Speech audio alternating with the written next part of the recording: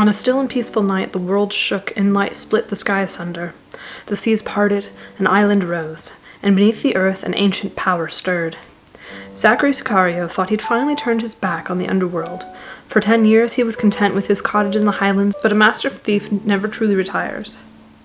When Zachary is struck down by a wasting illness, he is left with 2 options: accept his fate or return to his criminal past in search of a cure. It isn't a difficult decision. But when he goes in search of old contacts, there's only one rumor on their lips. They speak of a mysterious island, of strange lights, and of disappearing ships, of treasure and riches promised for the first to reach its distant shores. Zach has little interest in trinkets, but there's another tale, one that whispers of the power to change a man's fate.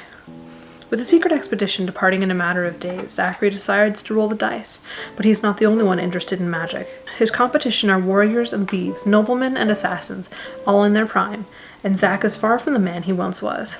Can the Master Thief beat the odds one last time? So The Untamed Isles, The Path Awakens, is the first book in this series, and it follows there are 2 main characters.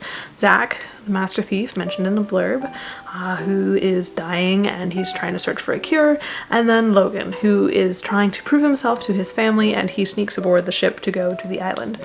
And they get to this island and everything is made of crystal and it's dangerous and there are things wandering about that shouldn't be wandering about, and they have to learn to tame this land and these situations, all while figuring out A, how to escape, B, where everyone else went, and C, what else is going on, because there's always something else going on. So yeah, it's, well, I don't know how to describe it. It is fantasy adventure, I guess.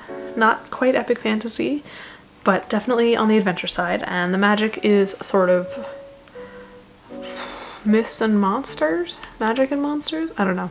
Anyways, but it's a fascinating story. Having disabilities myself, physical problems and whatnot, I'm always fond of a main character who can't do everything that he once could, or that everyone else can, and I appreciate that a great deal. This wasn't made a huge issue in the book, which I also appreciated, because sometimes if you write about the dead or the dying or people with disabilities, it becomes like the entire story, and this wasn't that. But it was more of a very nice characteristic, and I think it was done very well, and I liked it quite a lot. I like Logan more, though. He's a far more, well, he's kind of, well, he's a good person. And okay, I love reading about villains and anti-heroes and morally gray characters and whatnot, but sometimes you just need a good person to come and kind of steal the story, and I think that happened here, and I liked it quite a lot, the way it was done. I think the characters were all done very well. Even the ones that we only saw for a little bit, I think they were all done very well. I liked them quite a lot. I think it worked out wonderfully as far as the description went. It was just very vivid. You could see everything, but it wasn't kind of overwhelming.